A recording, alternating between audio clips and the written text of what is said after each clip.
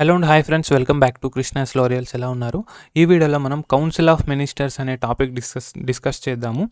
Part 4లో article 74 to 78 మనకి council of ministers గురించి వివరిస్తున్నాయి. కౌన్సిల్ ఆఫ్ మినిస్టర్స్ ఆర్టికల్ 74 నుంచి మొదలవుతుంది. ఆర్టికల్ 74లో council of ministers to aid and advise president. So భారత రాష్ట్రపతికి సహాయపడడానికి, సలహాలు ఇవ్వడానికి కౌన్సిల్ ఆఫ్ మినిస్టర్స్ ఒక బాధ్యత కలిగి ఉన్నారు. అయితే there shall be a council of ministers with prime minister at the head to aid and advise the president who shall in exercise of its functions act in accordance with such advice. Council of minister ఇక్కడ మనకు కొన్ని points అర్థమవుతున్నాయి, మీరు note చేసుకోవచ్చు. So భారతదేశంలో council of ministers ఉంటారు. Okay, group of ministers అని చెప్పవచ్చు. ఈ కౌన్సిల్ ఆఫ్ మినిస్టర్స్లో పలు రకాలు ఉంటారు. క్యాబినెట్ మినిస్టర్స్ అని, మినిస్టర్స్ ఆఫ్ స్టేట్ అని, డిప్యూటీ మినిస్టర్స్ అని, ముఖ్యంగా 3 రకాలు ఉంటారు.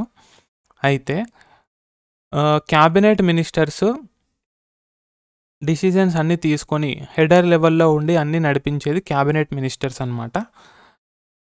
కౌన్సిల్ ఆఫ్ మినిస్టర్స్లో క్యాబినెట్ మినిస్టర్స్ ఉంటారు, కానీ క్యాబినెట్ మినిస్టర్స్లో అందరూ కౌన్సిల్ ఆఫ్ మినిస్టర్స్ ఉండరు. తేడా మీరు అర్థం చేసుకోవచ్చు. అయితే భారతదేశానికి కౌన్సిల్ ఆఫ్ మినిస్టర్స్ ఉంటారు. ఆ కౌన్సిల్ ఆఫ్ మినిస్టర్స్కి హెడ్ ఎవరంటే prime minister. Prime minister of India is the head of council of ministers. అయితే ఈ council of ministers with prime minister as head ఏం చేస్తారు? Aid and advise the president. భారత రాష్ట్రపతికి తన డ్యూటీస్ నిర్వహించడంలో అసిస్ట్ చేస్తారు, అడ్వైస్ చేస్తారు. అండ్ ప్రెసిడెంట్ షెల్ అంటే తప్పనిసరి అని అర్థం. In the exercise of his functions act in accordance with such advice. President తన బాధ్యతలు నిర్వర్తించేటప్పుడు ఆ అడ్వైస్ మేరకు పనిచేయాలి అని చెప్తున్నారు. అయితే భారతదేశంలో ఎవరైనా ఒక సలహా ఇవ్వచ్చు. భారతదేశంలోనే కాదు, ప్రపంచంలో ఇచ్చిన సలహా మేరకు నడుచుకోవాలా వద్దా అనేది సలహా తీసుకున్న వ్యక్తి యొక్క ఇష్టం. కానీ ఎవరైనా ఉన్నారా ఖచ్చితంగా సలహా మేరకు పనిచేయాలి అంటే అది ప్రెసిడెంట్ ఆఫ్ ఇండియా అని చెప్పుకోవాలేమో. బికాస్ ప్రెసిడెంట్ ఆఫ్ ఇండియా ఒక నామమాత్రపు హెడ్ ఆఫ్ ఇండియా మాత్రమే. బ్యాక్గ్రౌండ్లో ఉండి నడిపించేదంతా కౌన్సిల్ ఆఫ్ మినిస్టర్స్. ఎందుకంటే it's very clear that president shall act in accordance with advice given by the council of ministers, provided that the president may require the council of ministers to reconsider such advice. వాళ్ళు ఇచ్చిన అడ్వైస్ని మళ్ళీ వాళ్ళ దృష్టికి పంపించి దీన్ని reconsider చేయండి అని చెప్పొచ్చు president.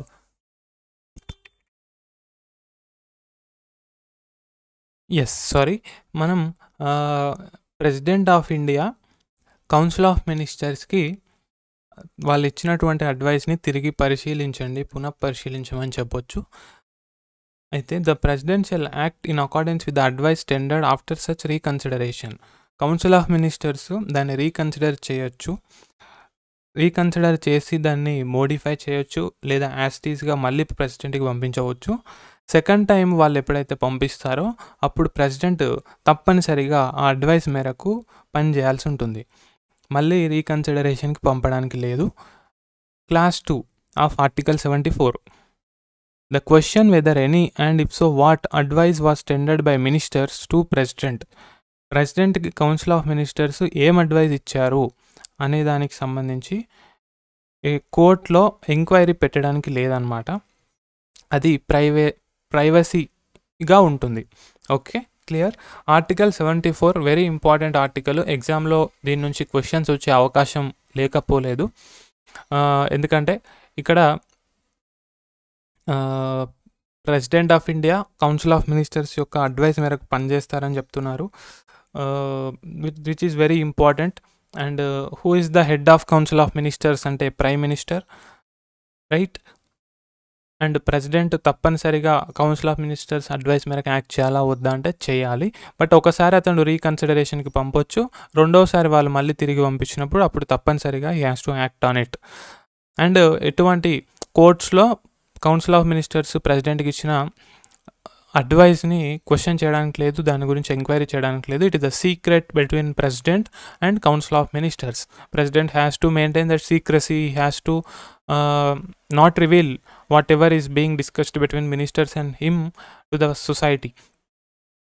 Article 75 other provisions as to ministers. Article 75 Class 1 the Prime Minister shall be appointed by the President and the other ministers shall be appointed by the President on the advice of Prime Minister.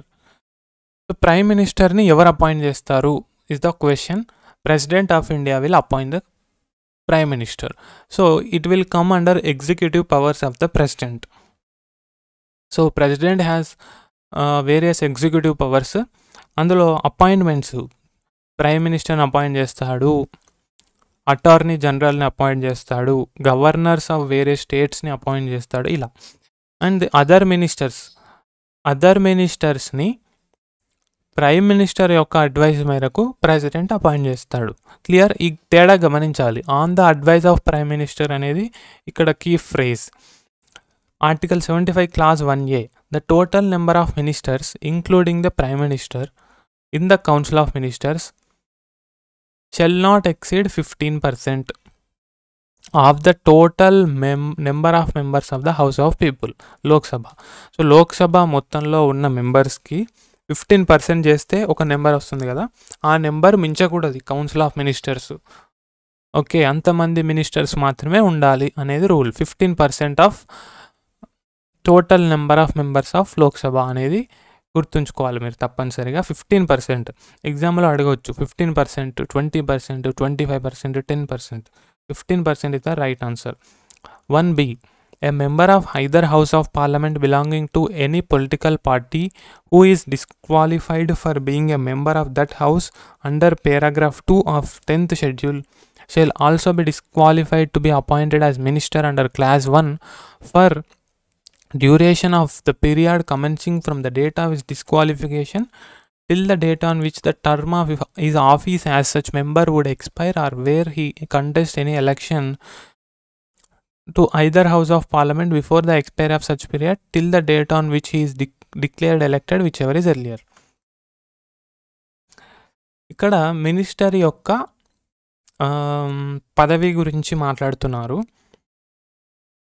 A member of either house of parliament belonging to any political party who is disqualified for being a member of that house. 10th schedule paragraph 2లో కొన్ని reasons ఉన్నాయి. ఆ reasons ప్రకారము 10th schedule దేని గురించి మాట్లాడుతుంది? Anti defection law. So ఒక political party నుంచి ఎన్నికయ్యి ఇంకో పొలిటికల్ పార్టీకి జంప్ చేయకుండా ఉండే విధంగా 10th షెడ్యూల్ కొన్ని రూల్స్ని ప్రిస్క్రైబ్ చేస్తుంది. ఓకే, అటువంటప్పుడు అలా జంప్ అయిన వారు తమ యొక్క మెంబర్షిప్ని కోల్పోయే ఆస్కారం ఉంటుంది. సో అలా తన యొక్క మెంబర్షిప్ని కోల్పోయిన వ్యక్తి will be disqualified to be appointed as a minister. మినిస్టర్గా అపాయింట్ చేయడానికి he is ineligible, he is disqualified. Okay, under clause 1 అంటే ఇది డ్యూరేషన్ ఎంతవరకు అది డిస్క్వాలిఫై అవుతాడు. ఆ డిస్క్వాలిఫికేషన్ ఎప్పుడు ఎండ్ అవుతుంది అంటే మళ్ళీ అతను ఎప్పుడు ఎలిజిబుల్ అవుతాడు ఒక మినిస్టర్గా అపాయింట్ చేయడానికి అని అంటే for duration of the period commencing from the date of his disqualification till the date on which the term of his office as such member would expire. అతను ఆ ఎంపీగా పదవి కాలం 5 సంవత్సరాలు అనుకోండి. లెట్స్ సే ఫర్ ఎగ్జాంపుల్ 3వ సంవత్సరం అతను party మారాడు, ఇంకా 2 సంవత్సరాలు ఉంటుంది. ఆ 2 సంవత్సరాలు కూడా అయిపోయిన తర్వాత he is eligible to be appointed as a minister. అంతవరకు హీ ఈజ్ నాట్ ఎలిజిబుల్. లేదా ఆర్ వేర్ హీ కంటెస్ట్ అనే ఎలక్షన్ టు ఐదర్ హౌస్, అతను రిజైన్ చేసి మళ్ళీ ఎలక్షన్లో పాల్గొనవచ్చు, వేరే పార్టీ నుంచి అయినా ఇండిపెండెంట్గానైనా. అప్పుడు గెలిచాడు అనుకోండి, then also he is eligible to be appointed as a minister. Okay, this is clear. The minister shall hold office during the pleasure of the president. So అందరు మినిస్టర్స్ కూడా ప్రెసిడెంట్ ప్లెజర్ అంటే president ఎంతవరకు ఉండాలి అనుకుంటే అంతవరకు ఉంటారు. అంటే యాక్చువల్గా ప్రెసిడెంట్ మినిస్టర్స్ చెప్పిందే చేస్తాడు కాబట్టి president in reality has no power to remove ministers without the advice of prime minister.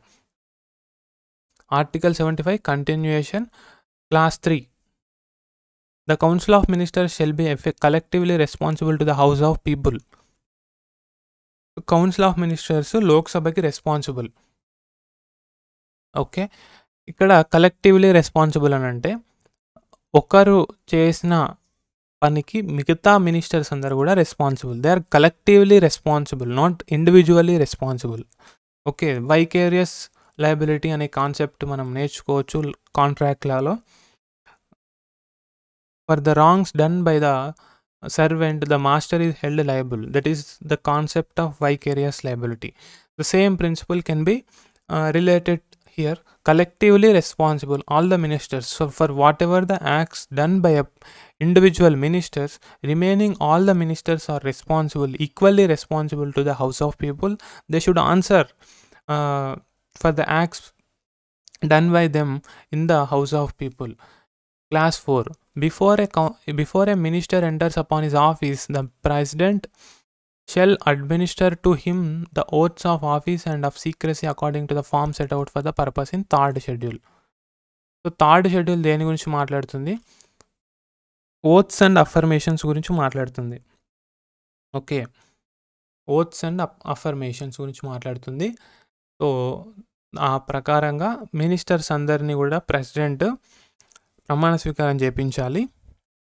Class 5. A minister who for any period of 6 consecutive months is not a member of either House of Parliament shall at the expiration of that period cease to be a minister. ఒక minister 6 నెలలు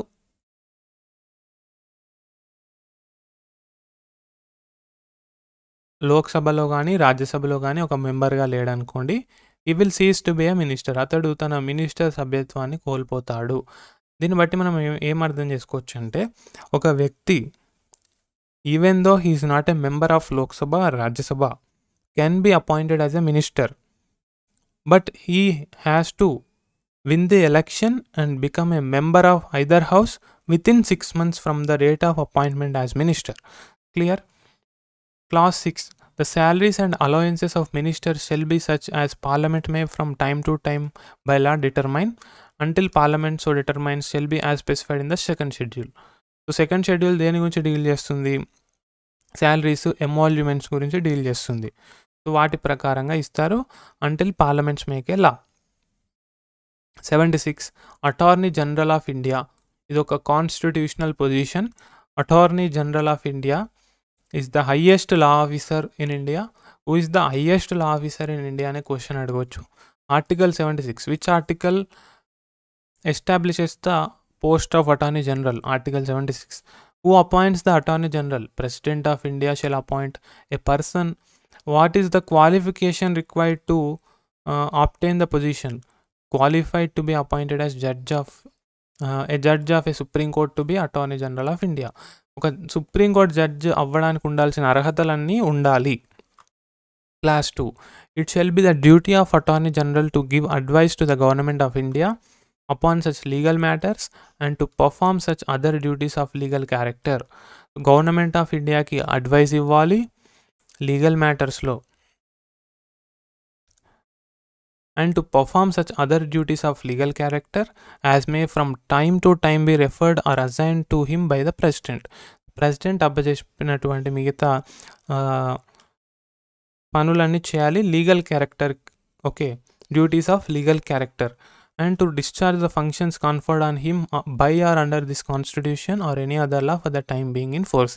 మిగతా ఏమైనా duties ఉన్నా అతని మీద ఈ constitution ప్రకారం లేదా వేరే ఏదైనా చట్ట ప్రకారం అవన్నీ కూడా అతను నిర్వహించాలి.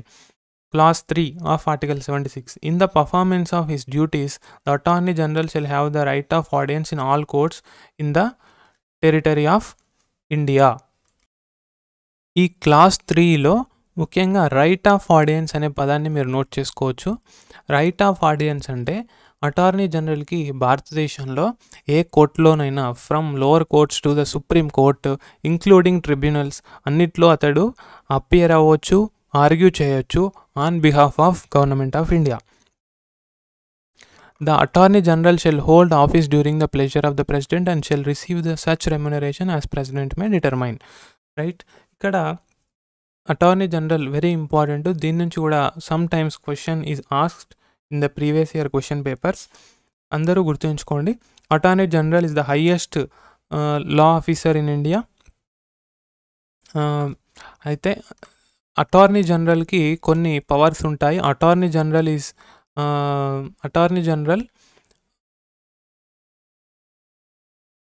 జనరల్ ప్రైవేట్ ప్రాక్టీస్ కూడా చేసుకోవచ్చు, but it should not be against the government of India.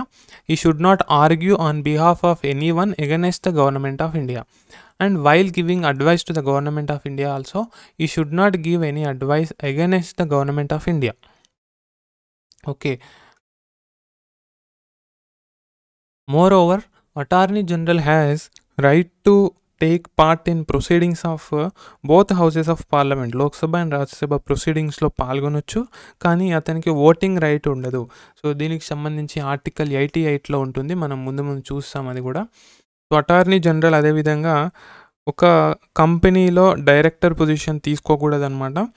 అతనికి ఒక లోక్సభ మెంబర్కి ఉన్నటువంటి ప్రివిలేజెస్ లేదా Lok Sabha Rajya Sabha either house of the పార్లమెంట్కు ఉన్నటువంటి ప్రివిలేజెస్ ఇమ్యూనిటీస్ అన్నీ కూడా ఉంటాయన్నమాట. Attorney general of India is not a small position, it is very respected position అనమాట, because is the highest law officer in India. Very important. Article 77 conduct of business of government of India. All executive action of the government of India shall be expressed to be taken in the name of the president. అయితే భారతదేశంలో ఉన్న executive powers అన్నీ కూడా president of India పేరు మీద జరుగుతాయి అన్నమాట. Okay, orders and other instruments made and executed in the name of president shall be authenticated. వాటిని అథెంటికేట్ చేయాలి in such manner as may be specified in rules to be made by the president. President ఎలా authenticate చేయాలో rules చేస్తాడో దాని ప్రకారం చేయాలి. And the validity of an order or instrument which is so authenticated shall not be called in question on the ground.